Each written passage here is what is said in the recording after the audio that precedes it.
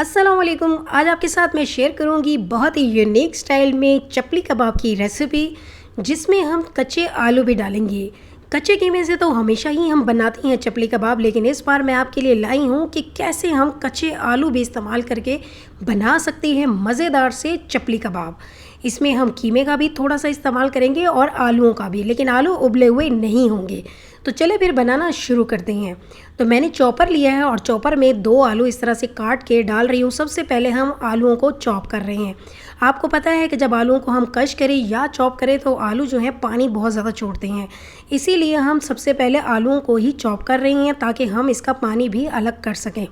और अगर आपके पास चॉपर नहीं हो तो आपने क्या करना है कि आलूओं को ग्रेट कर लेना है और उसके बाद इसका पानी अलग कर लेना है। तो ये देखिए जी, आलू चॉप हो गए अच्छी तरह से। अब मैं इसे देखूंगी तो ऐसे लग रहा है जैसे इसमें पानी नहीं है, लेकिन इसमें पानी है। अभी मैं आपको चेक कराती हूँ।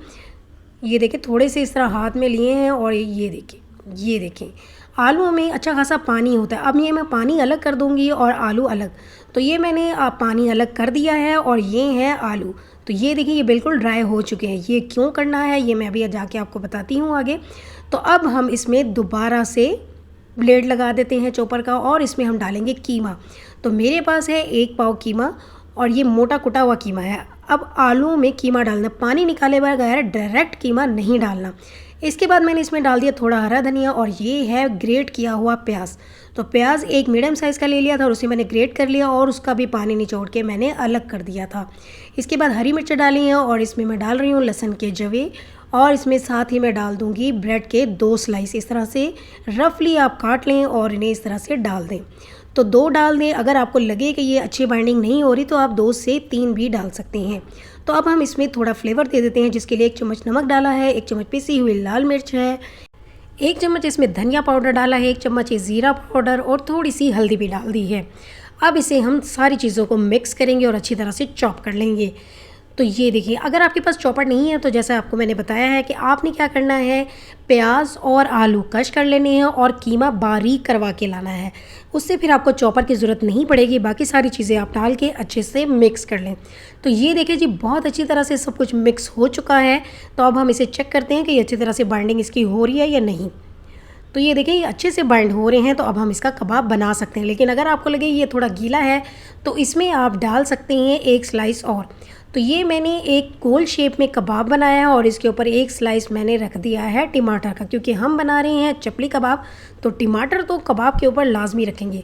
तो ये मैं बहुत बड़े साइज़ के नहीं बना रही, तो मीडियम से साइज़ के बना रही हूँ।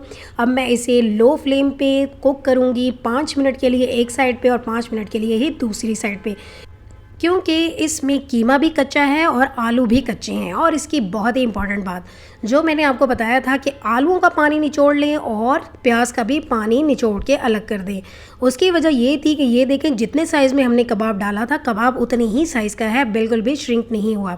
क्योंकि जब हम कच्चे कीमे से बनाते हैं तो इसमें अगर हम प्याज और आलू का पानी ना निकालें तो इसका साइज़ जो है वो कम हो जाता है। तो ये देखिए कितना ज़बरदस्त सा फ्राई हो गया है और साइज़ में बिल्कुल कम नहीं हुआ। तो इतनी क्वांटिटी में 12 कबाब बने थे। आप आराम से 12 चपली कबाब बना सकते हैं और ये इतने मज़े के चपली कबाब बने हैं कि ये कोई भी गेस नहीं कर सकेगा कि आपने इसमें कच्चे आलू भी डाले थे।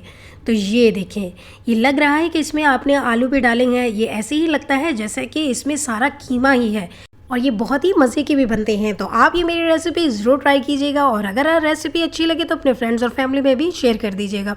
और अगर अभी तक आपने मेरे चैनल को सब्सक्राइब नहीं किया तो वो भी कर दीजिएगा और इस ईद पे ये वाले चपली कबाब ज़रूर बनाइएगा। तो इसके साथ ही हम फिर मिलेंगे। अल्लाह हाफिज़।